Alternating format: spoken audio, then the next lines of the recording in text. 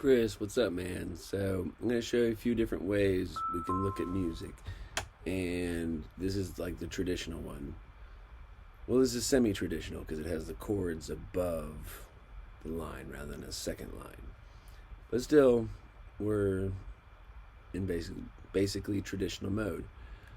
If we zoom forward into like the new age,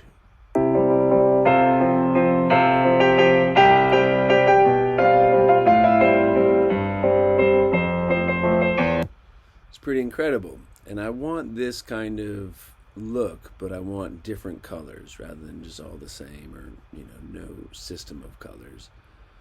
I want a system of colors, so I'll show you. Here we go. This is a simpler version, but you can get the idea.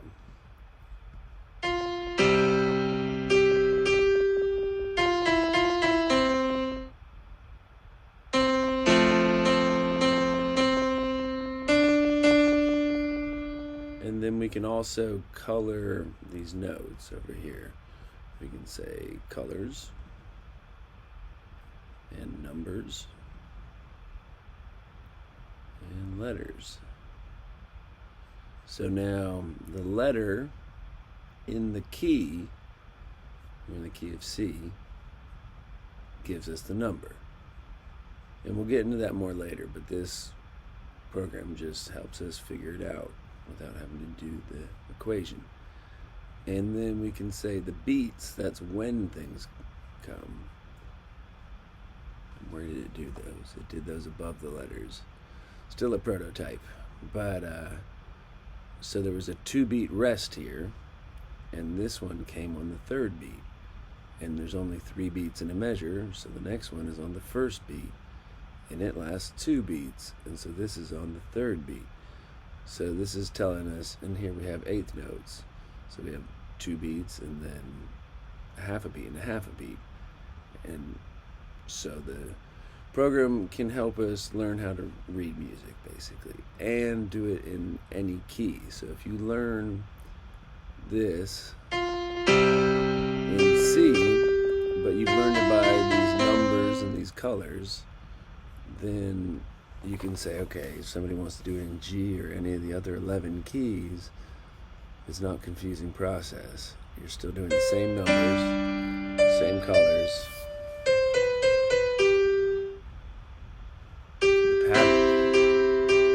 The pattern has just shifted up, and because there's not the same number of white notes and black notes, it becomes a different sort of pattern, but we just get past that being a real difference, and it's just like, okay, it's the same colors, let's put it in B flat.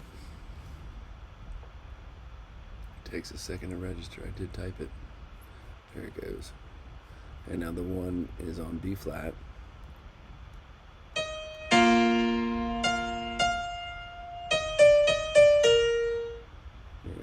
And with this program we can speed it up, and soon we'll be able to loop sections. So you're like, okay, I want to work right here. And you can just have it loop over and over. It can be great, and you can separate the parts so you don't see them all. And if there's chords, you can either see them in Roman numerals or just regular numbers. That's what naturals mean. And if they're lyrics, you can see the lyrics or not. So you can turn everything on and off, which is awesome. But it's still a prototype. What's not a prototype is this website's app. So let's go there. So here's Lean On Me, and this plays.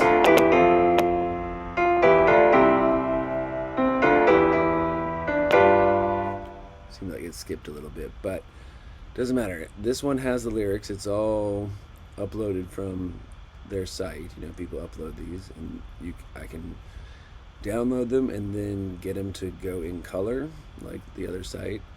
Show me the rhythm numbers, show me the interval numbers, like the functions in the key, because these things don't actually have positions. They only have positions once they're in a key, and once they're in a key, their positions are, we can describe them as do, re, mi, or 1, 2, 3, or sa, re, ga, but it's a different system of relativity. So whatever key you're in, that'll be 1. or that'll be do, or that'll be sa. But that can change, right? So like in this program, it's very easy. If I just select it all and go up and say transpose and go from C major to F major. Now all these chords changed, which is awesome. Now the first chord is F. But this row did not change because I can't make it do that. I'm in somebody else's program basically. So that shows you how this one row right here can get you in trouble. It's like these two will never get you in trouble. This one up here is the same, it's letters, but it's just the way this program operates that when we transpose, these change. But these are basically just lyrics. We've just used the lyric function to annotate everything going on up here. Cool. So hopefully that makes sense. So the other things I wanted to show you quickly are just ultimate guitar, where you have the chords above the lyrics. It's the best if you're trying to like really rehearse a song and understand when the changes come. Like understanding that with the lyrics is probably the best way to do it. And if you're gonna sing the song, then it's definitely the best way to do it. But this way, over here, there's an old man allows you to play along with any YouTube video, and if you pay for it, you can get diagrams of all these chords. What is an F over G? There it is.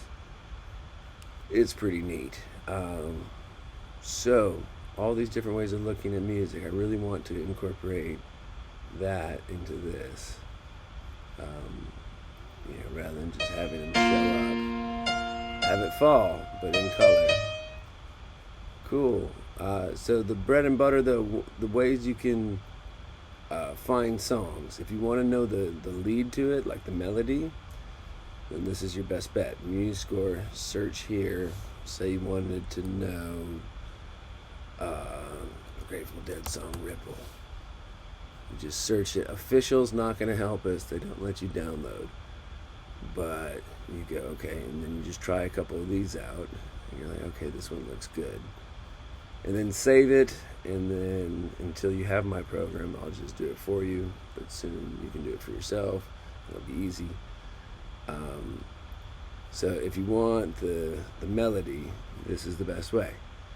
If you want to play the chords while you sing, ultimate guitar is the best way. If you want to feel like you're in a jam when you're by yourself, Chordify is the best way. And if you like this falling notes, right now the only way to get it is not in color. And if it works for you, it looks awesome as hell.